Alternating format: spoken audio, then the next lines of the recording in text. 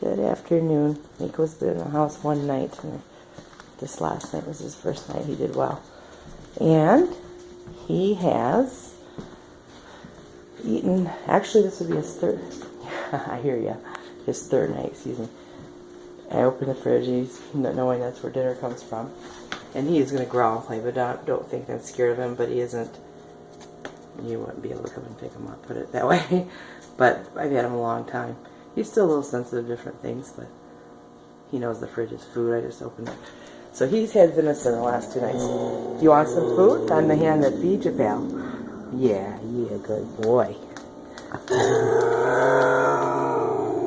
You're not in a while.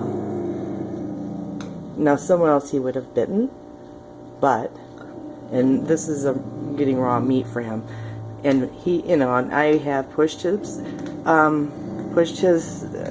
senses and pushed him to the point where he has bit me, fooling around, but I didn't feel unsafe with him.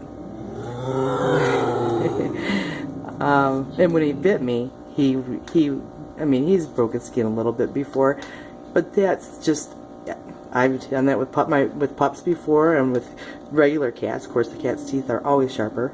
His are only 2 inches. That's a little bit different. But if it wasn't the food issue here and getting ready to be fed, he wouldn't be acting like this. So, anyway, he's had venison the last 2 nights, salmon the night before. Tonight he's getting a pork steak. So, yeah, Bobcat. Yeah, let's see. You want something to eat? You hungry? You hungry? Oh, I think they take that as a yes.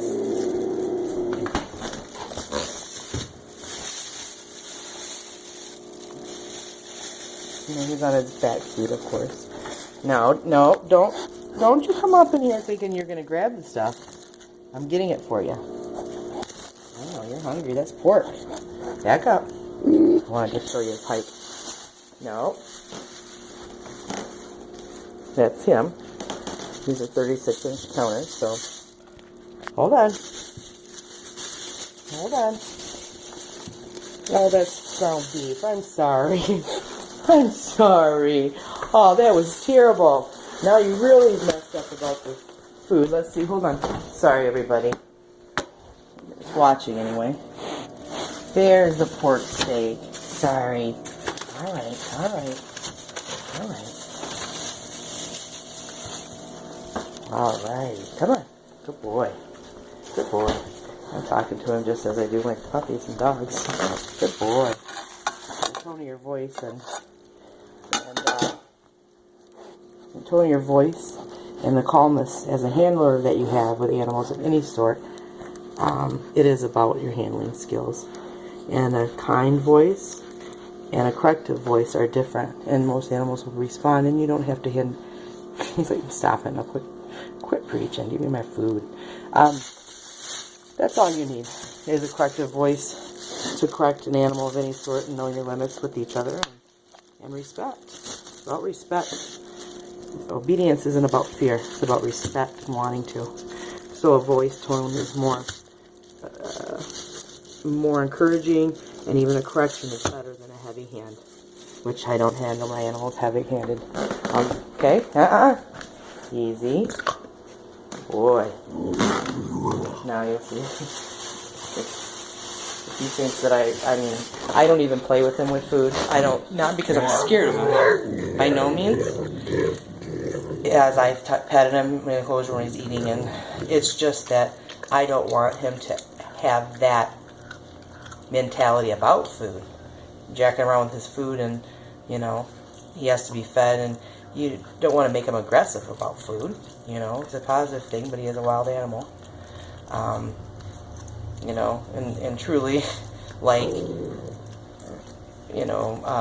my husband's employee he had a couple of chickens. He's like, can I bring them over? I'm like, certainly, you can. He's like, to let him loose in it? I'm like, not at all. He's never been fed live prey, and of course in the wild they do, hunt their own food down, so, but in captivity, to have an animal easily, that takes away a bit, and of course I wouldn't want him to have that kind of behavior that way, that for that reason. He wouldn't be able to be here right now. And most people who have big cats have them in enclosures outdoors, which he has a huge one. But I've had him for 13 years.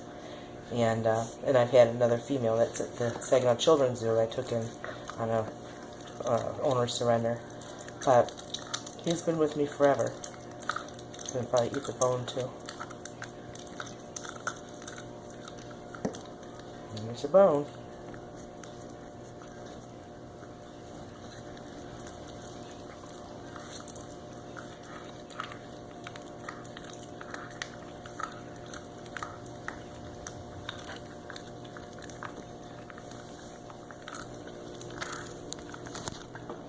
Get in there.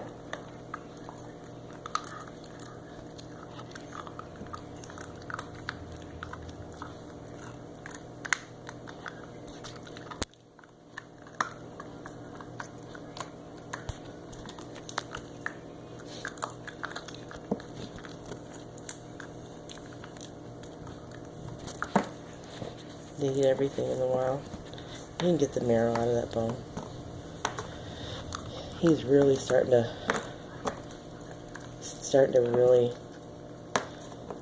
wanting food. In the summer, they get very scraggly looking. And anyone who hunts will tell you that, and not just, bobcats, of course. Most wildlife gets scraggly in the summertime. They don't eat as much, their coat blows out. Just dogs, they do, of course, blow their coats spring and fall. But animals in the wild, they're just not so heavy in the summer, so in the beginning, but towards this time of year, fall, they really instinctively, oh, yes, stuck on his tooth. I know. Oh, great. Instinctively, they start fattening up, so looks like I'm going to have to get a bone stuck from out of his tooth. Oh, you got it. Good job. Good boy. Instinctively, they will fatten up. So he was chewing that bone up. I don't want to get caught on his tooth, though. I think I'll just give him another chop. Hey, buddy, you just want another meal? Here. This has got a different bone, not a wrong one. Hey, here, how about that? There you go. Enjoy. All right, I'm gonna go ahead and say goodbye. All right, have a great weekend.